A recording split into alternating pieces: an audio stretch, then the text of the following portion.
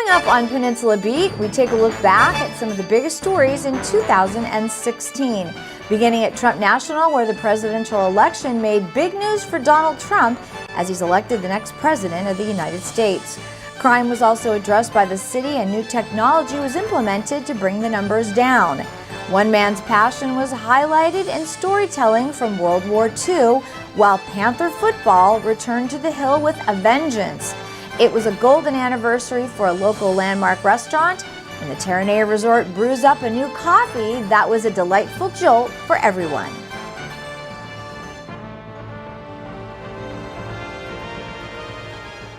The presidential election was the biggest story in 2016. Here in Rancho Palos Verdes, the election of Donald Trump has impacted the Trump National Golf Club in a big way. Liz Brown Swanson filed this story just after the election and joins us from Trump National. Life at Trump National Golf Course in Rancho Palos Verdes will never be the same.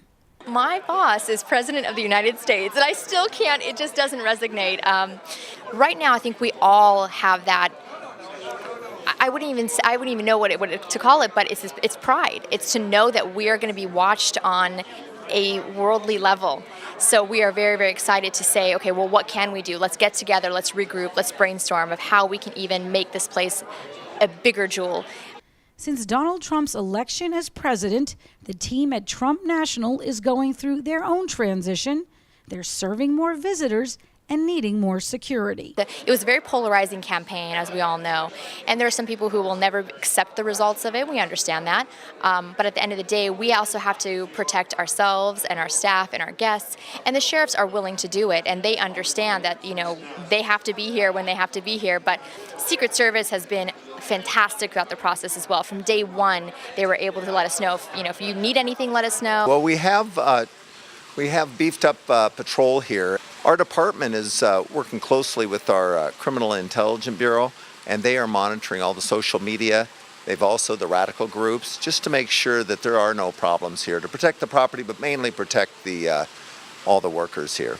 We're working closely with the security here. Trump actually has their own security. So between the sheriffs and their security and our Emergency Operations Bureau, we're going to be fine. Lomita Sheriff Station has added patrols. So far, there have been small protests outside the property, made famous in 2002 when Donald Trump acquired the course after it went bankrupt when the 18th hole slid into the ocean. Obviously, when he came, he did. Trump National did put Rancho Palos Verdes on the map, and then after that we had Terranea came in, and that was another wonderful thing. But I have to say that this council has worked very well with Mr. Trump. I can tell you I've got nothing but good things from a business perspective and what he's done to the neighborhood in the area. He has done exactly what he said he's going to do, is making this the best golf course that there is out there, and embraced the community and very quietly donated millions and millions of dollars. You know, I know he has that persona of being brash and lawsuits and all that, but very quietly behind the scenes, he does a lot of good, in my humble opinion. Both city council members Susan Brooks and Jerry DeHovic were at Trump's on election night and say regardless of politics and past controversies, this oceanfront golf course has a positive impact on the community.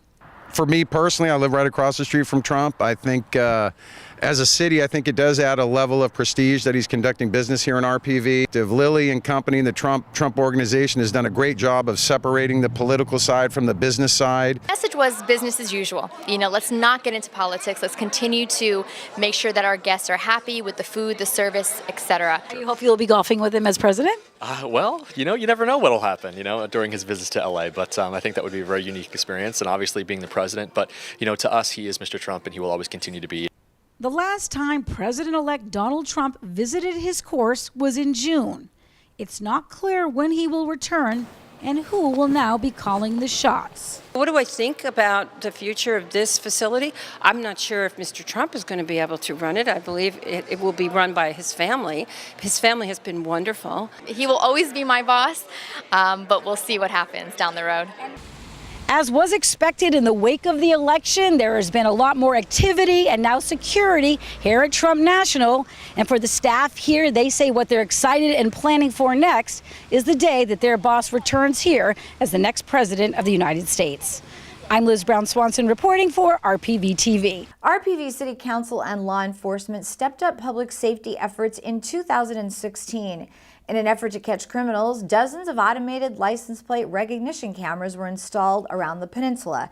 Liz Brown Swanson filed this report about the need for video surveillance programs. This is one of the newly installed ALPR cameras now watching for crime on the peninsula.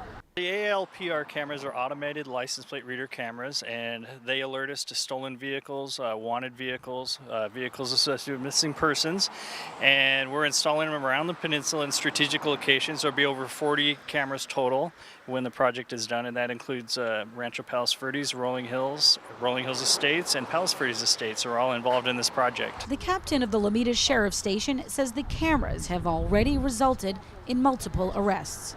First week that the cameras were fully functional with Lomita Sheriff Station, it resulted in 4 hits, 4 lost or stolen vehicle hits, and the sheriff was able to recover 3 stolen vehicles, as well as that leading to 3 arrests. And with those arrests, they actually found stolen goods in addition to burglary tools. So you can see that it's hopefully helping on the prevention side, preventing other people from becoming victims. And that's very encouraging, these early stats, just in the short time that these cameras have been fully up.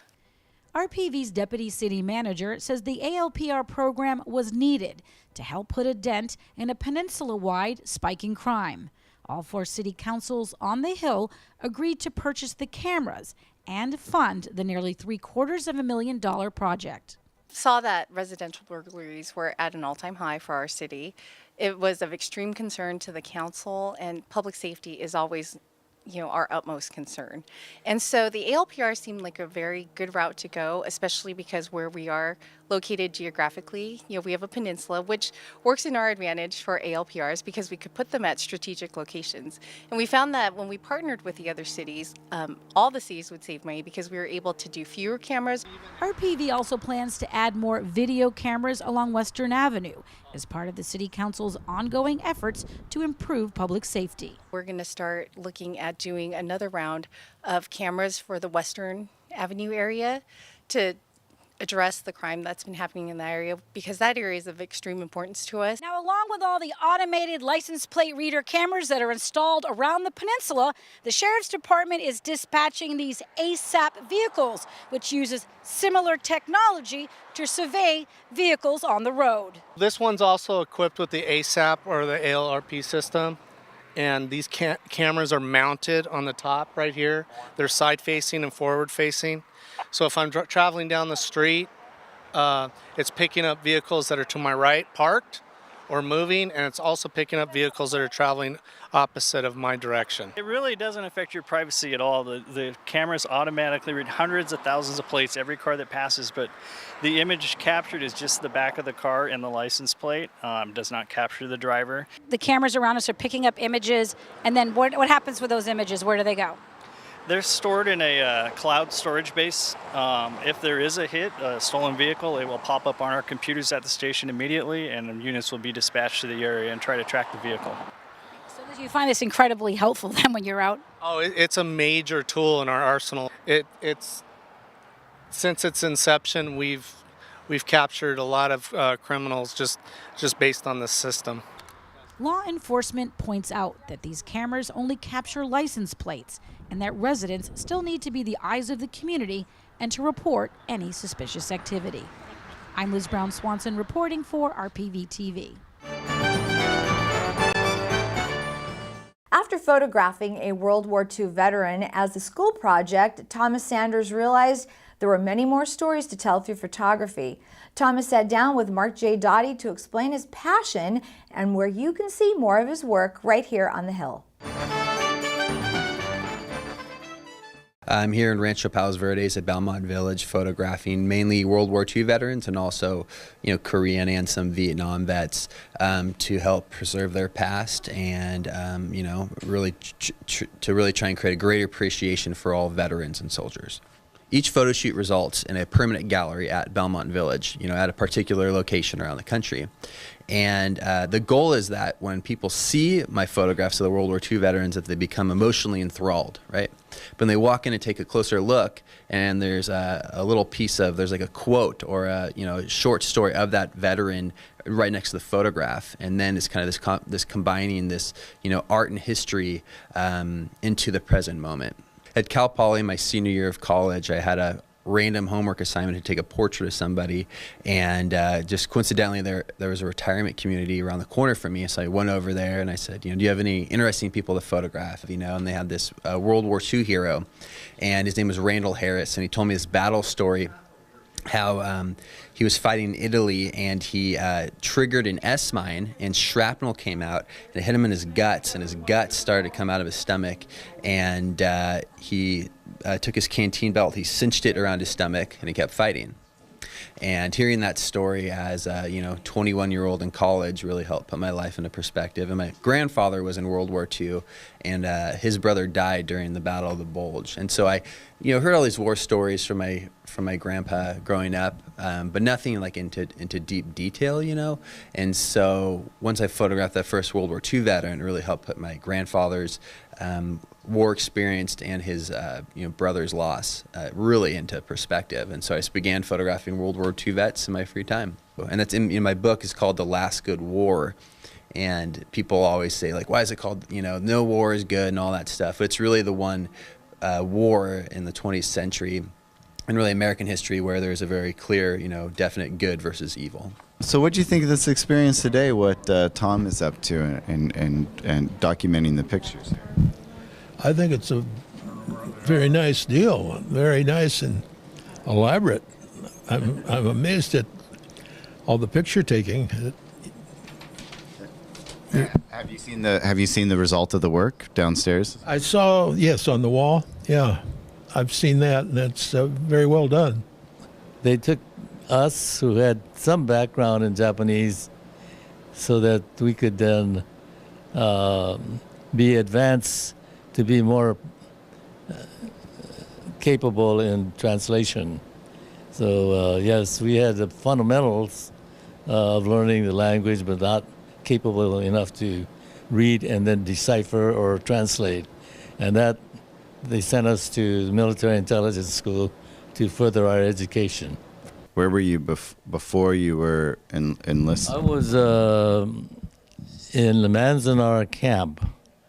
And Manzanar camp was one of about 10 camps that were set up by the U.S. government when President Roosevelt issued Executive Order 9066, which forced the Japanese Americans to be incarcerated in 10 different camps throughout the United States. And we were behind barbed wires with soldiers guarding us. So we were very proud that Congress recognizes their mistake and rewards us for what we've done. So it was kind of a makeup for all the things that we were overlooked on. Yeah. You proved them wrong. Yeah, thank you. Thank you. This year also marked the 50th anniversary of one of RPV's landmark restaurants, the Admirals. Owner Wayne Judah invited elected officials as well as some longtime customers from the community to attend the official celebration. Here's more from the event. Why do I think it's so successful? Because, well, obviously you've got a wonderful family that founded it, that kept a tradition of quality service, always putting people first, and family. See, like he's family. So everybody becomes family, whether you're here once or whether you're here 100 times. The people Wayne and his staff and the Risties before him made a point of wanting to make sure that they knew you. You meant something to them. And, of course the sunsets are wonderful to see, but the music here is fantastic. The food is amazing. and it's a gastronomic experience. We moved here before they were open, so we've been here coming to the restaurant since they've opened. And, you know, the kind of memory you build is when you go on the menu and you find something that you really like, you come back for it. And the hallmark of the Risti is, frankly, they don't change the recipe. It's deja vu. When your taster is set for something, you come here and it's the same thing again, and the enjoyment continues. You know, my favorite memory, my wife is not from California. She's from the Midwest. And after we got married and moved to the South Bay, we had dinner here not too long after we had moved out. And she was just amazed that you could have both, you know, a great meal, but also such an incredible view at the same time. I've lived in this community for 30 years, and I remember coming here as a newlywed when our in-laws came to visit, and we needed somewhere special to kind of show off our beautiful new community. And we all came here and had a fabulous dinner, and the story continues. And I think, Maria, that's what's so exceptional about this restaurant. It has really become a part of the fabric of our community, and so many of our families, you know, come every year for anniversaries, for special celebrations, for, you know, whatever it might be, and that's really, really special. Well, I mean, it's an extraordinary milestone, 50 years. It's extraordinary when a restaurant survives 12 months, since 4 out of 5 restaurants close the first year they're in business. The average lifespan of a restaurant is 7 years. Once you hit the 50-year mark, you become an institution, right? Integral to the community, part of the community's everyday lives. And certainly, you know, 50 years, there's something special going on, and sometimes you can't even put your finger on it, but it just exists. Well, it's just the kind of restaurant that belongs here in Palos Verdes. Has the kind of food and the ambience that is just so part of this community. And we moved here in like 64, and we started coming here, and just I've always enjoyed it. And in sports, the big story was the return of Panther football at Peninsula High. In 2015, the program was suspended for the last 3 games of the season, but Principal Mitzi Kress vowed the program would return. And in 2016, the team was put back together from the ground up with a new coach and a new sense of Panther pride. Here's more. It's emotional for me too. In fact, I get kind of teary thinking about it, because I last year had to make probably the toughest decision of my professional career when we suspended the games. And I only could have dreamed that we would maybe have what we have right now. And it's a dream. I never could have imagined it. All the pieces fell in place. I think we had some divine guidance. I am just full of joy and excitement. You know, you put it back together piece by piece, starting with David Young, your new head coach. What has he brought that has really helped to make this program complete now? He's brought a positive can-do attitude with a lot of energy and integrity. And it's interesting because I was seeking guidance and help a year ago, well, not quite a year ago, about 11 months ago, talking with people in the community, alumni, other coaches, and I called in every single football player and spoke with them. And they shared about this teacher that they had for PE at Rancho Vista, and his name was David Young, and he would be the best coach in the world. And they loved him way back when, and now he's our coach here. He doesn't give up. He doesn't give up. What's been the biggest challenge in fielding a brand new team this year? A commitment, getting these guys to buy into the commitment of how much harder it's going to be to start something new. Since there was no ground laid already, they really all had to come in and start from the bottom up. We didn't have anybody who was such a superstar on our team that can take us out of the depths. We had to really join together from freshman to senior now, come together and make a team. Interesting, because you said, there's not a lot of superstars, but everybody's sort of starting in the same playing field. From a coach perspective, that must be kind of refreshing. Refreshing for me because I can see the work in progress. Refreshing for them as well, because a lot of them, whether they had something with the old coach or the old coach had an attitude toward them, I told them flat out, it's a new day, I'm a new person, and all you have to do is prove to me you want to be here and work hard. And it's turned out to be a really good thing for them, because a lot of them, I think, were happy to turn over a new leaf and get a second chance, because how many times do we really get a second chance to perform or compete? What's it been like this year with all of the changes, especially new coaches, new team, etc.? It's been very exciting. The coaches came in with bring a lot of excitement, a lot of enthusiasm and energy, and it's just been really great just getting out here. Coach Young has really brought us together as a group, and we all respect one another, and we've worked through some very hard practices, so you really bond with your teammates that way. Seems like it's been pretty cool that you guys won in front of your home crowd. Tell me about that. Oh yeah, that was awesome. A lot of people don't really have the most confidence in us, but to start building up the confidence and the expectations from the school is pretty neat. Is that kind of motivating to think that maybe teams aren't thinking you guys are going to do anything? Oh yeah, definitely. It's very motivating, and we just want to come out and play our best every game. Our new coaches have done a lot. They've brought a whole new vibe to the Peninsula football again, and people have came out and just tried out for football, and a lot of people started to like it, and so it's become a lot bigger, and now it's back.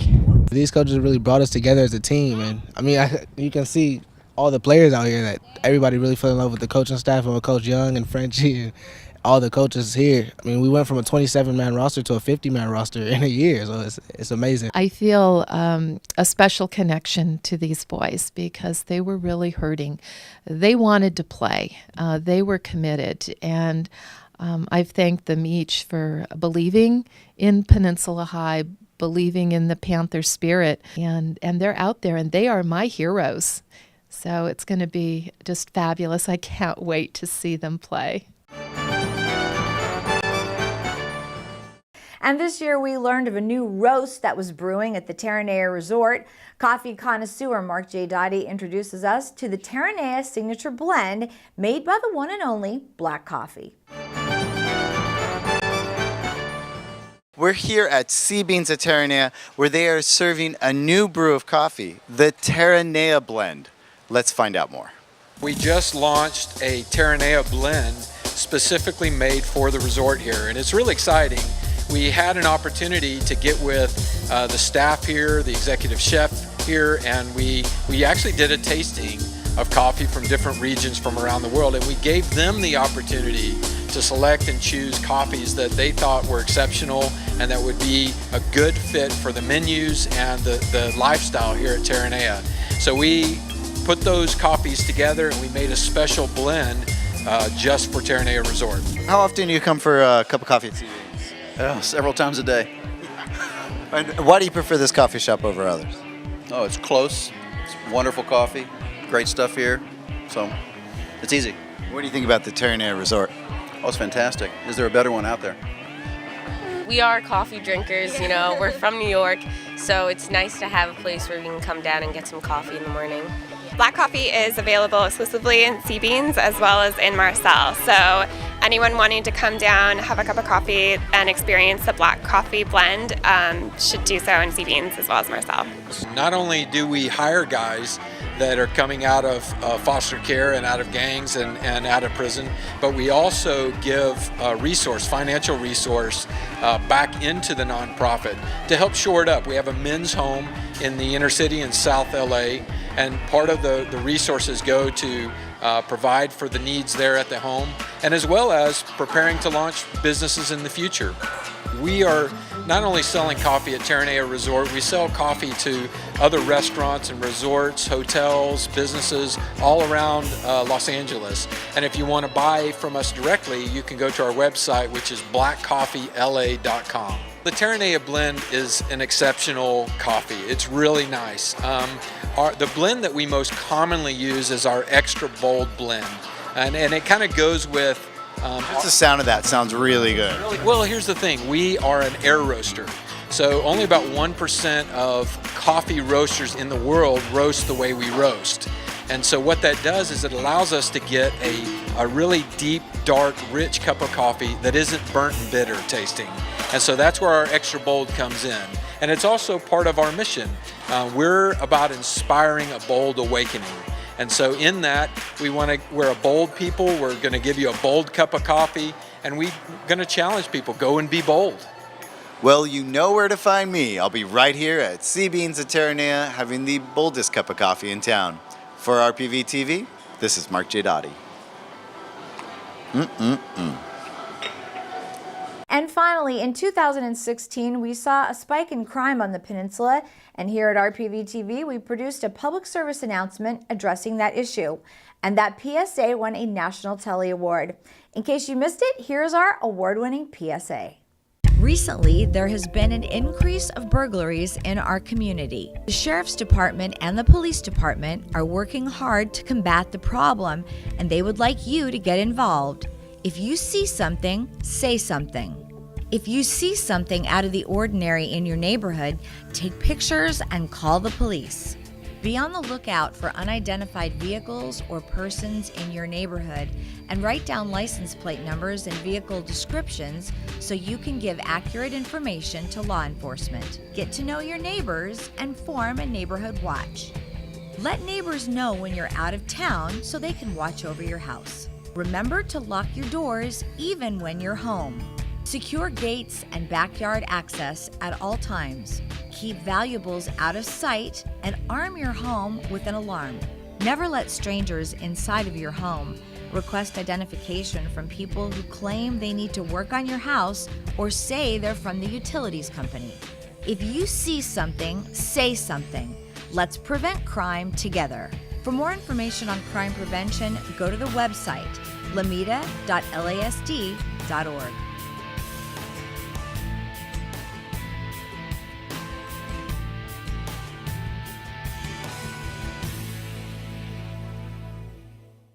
And that will do it for us. Thanks so much for watching, and from everyone here at RPV TV, Happy New Year and make it a great day.